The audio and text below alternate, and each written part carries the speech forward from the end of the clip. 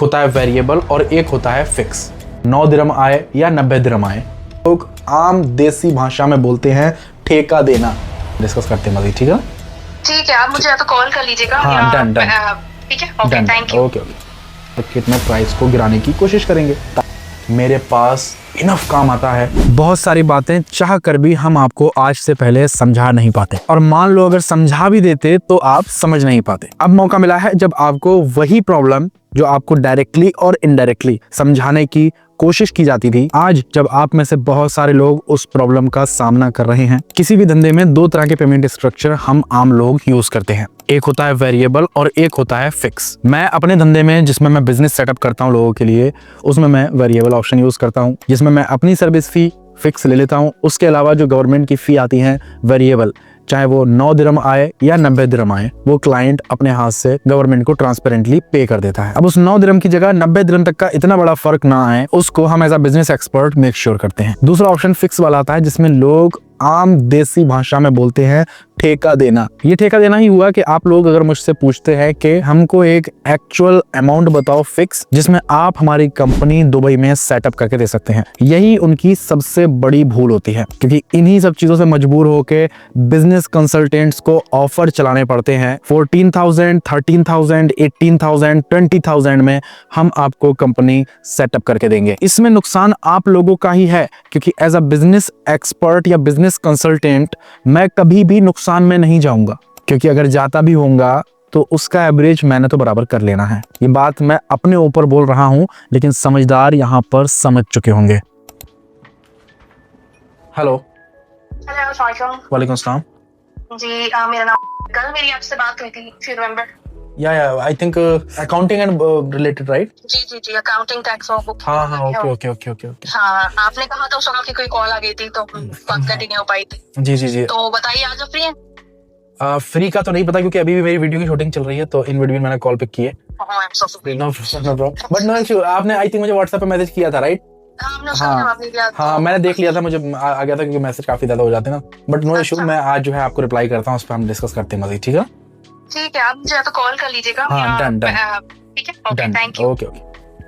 अब आप एकदम सिंपल एग्जांपल से समझो, ये एक नोटबुक है और आप मुझे इस नोटबुक को मैन्युफैक्चर करने का या बनाने का एक कॉन्ट्रैक्ट देते हैं। मुझे पता है इस नोटबुक को बनाने में अगर 10 दिरहम की कॉस्ट आती है, तो मैं अपना प्रॉफिट रखकर आप लोगों से 12 या 11 दिरहम में डील करूंगा, ताकि 1 या 2 दिरहम पर नोटबुक पर मुझको भी बचे। अब यहीं पे इस मैन्युफैक्चरिंग की मार्केट में मेरे और भी कंपटीटर होंगे, तो जहां मैं 1 या 2 दिरहम बचाकर आपको 11 या 12 दिरहम का प्राइस दे रहा था, वो कंपटीटर मार्केट में प्राइस को गिराने की कोशिश करेंगे ताकि धंधा उनके पास आए। तो लेट सपोज वो रेट को गिराकर उसको कर देते हैं 10.5 दिरहम, 11 दिरहम की जगह 10.5 दिरहम वो कर देते हैं। तो अब ऐसा तो है नहीं कि वो सिर्फ 50 फिल्स के लिए, यानी आधे दिरहम के लिए आपका ये सारा काम करेंगे, और उन्हीं पैसों में से वो अपना ऑपरेशनल कॉस्ट और सारा जो कंपनी एक वो रन कर रहे हैं, तो वो सब मैनेज कर लेंगे। तो अब इसमें ही आपको तो उन्होंने दे दिया एक बढ़िया रेट, आप खुश हो गए कि भाई मेरे को बेस्ट रेट मिल चुका है, जो मार्केट में मुझे कोई भी ऑफर नहीं कर रहा था। लेकिन अब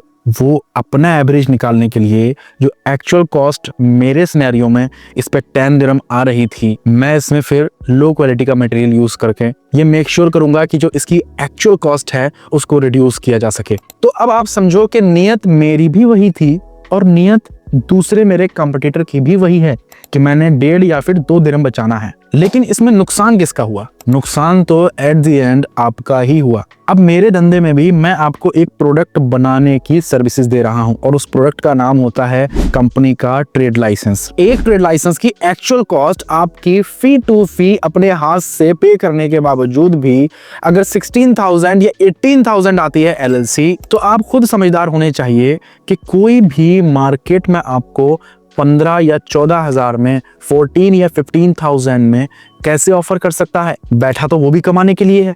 एक्चुअल गवर्नमेंट की फी अपने हाथ से पैसे भरने के बाद इतने ट्रांसपेरेंटली अगर 16 से 17,000 कॉस्ट आती है, तो क्या वो 14,000 में आपको डन करके 2 या 3,000 अपने घर से डालेगा? Impossible, right? इसलिए अपनी सोच को बदलो। ये कॉन्ट्रैक्ट बेस्ड काम सबसे ज्यादा सक्सेसफुल काम होता है, I agree with it, but ये हर धंधे में फिट नहीं बैठता। तो जब भी दुबई में कंपनी रजिस्टर करनी है, किसी भी कंसल्टेंट की आप सर्विसेज अवेल करते हैं, यहाँ बात सिर्फ मैं अपने लिए नहीं कर रहा, क्योंकि इस यूनिवर्स में जितनी भी जो कुछ भी एग्जिस्ट करता है उसको गॉड ने बनाया है। अब पूरी दुनिया की बात छोड़ो, मैं सिर्फ कंसल्टेंट वर्ल्ड की बात कर लेता हूँ। एज अ कंसल्टेंट अगर उसने मुझे बनाया है तो और भी मार्केट में जितने कंसल्टेंट हैं उनको भी उसने ही पैदा किया है। वो बात अलग है कि कर्मा मैटर करता है, आप जिस नियत से काम करते हैं उस नियत के साथ आपको तरक्की मिलती है, लेकिन मेरी तरह उन कंसल्टेंट्स को और उनकी फैमिली को भी रोजी देने वाली ज़ात उसकी है, तो ऑफ कोर्स उनकी रोजी का जरिया भी वो बनाएगा। तो इसलिए मैं आपसे बोलता हूँ कि सर्विसेज चाहे आप मेरी अवेल करें या किसी अनदर कंसल्टेंट की, हमेशा बिलीव प्रोसेस पे करें, स्टेप बाय स्टेप फी पे करें, प्रोफेशनल फी जो उसकी बनती है अगेंस्ट हिज एक्सपर्टीज वो उसको पे करें। इससे आप भी इस प्रोसेस में ज़हनी तौर पे सुकून में रह सकेंगे और आपको ये भी मेक श्योर होगा कि आपकी कंपनी आपके मुताबिक ही दुबई में सेटअप हुई है। रही बात मेरी, तो मैं कोई साधु नहीं हूँ। मैं इतनी सब जो ये कहानियाँ सुनाता हूँ, ये सारी चीज़ें करता हूँ, बस फ़र्क मुझ में और अदर कंसल्टेंट्स में इतना ज़रूर हो सकता है कि मेरा विज़न अलग है। मैं विदाउट ऑफिस काम करता हूँ एज अ फ्रीलांसर, उसके बावजूद भी मेरे पास इनफ काम आता है जिस काम के होते हुए मेरे पास टाइम नहीं होता कि मैं फिजूल में लोगों के साथ मीटिंग्स कर सकूं। इसलिए मैंने पेड अपॉइंटमेंट का भी ऑप्शन रखा है। बट मेरा विजन क्या है? मेरा विजन लॉन्ग टर्म है। आज आया, मार्केट में गदर किया, चंद दिन रुका, चला गया, तो वो वाला सिस्टम। मेरा विजन लॉन्ग टर्म है, इसलिए मैं सिर्फ उन लोगों का काम करता हूँ जो लोग मेरे से मुतमईन होते हैं, मेरे प्रोसेस से मुतमईन होते हैं, मेरे मेथड से मुतमईन होते हैं, तभी मैं उनकी कंपनी सेटअप करके दे सकता हूँ दुबई में। इसके अलावा अगर कोई और एक्सपेक्टेशंस हैं तो दूसरे कंसल्टेंट्स का रास्ता मैं खुद दिखा कर आऊंगा।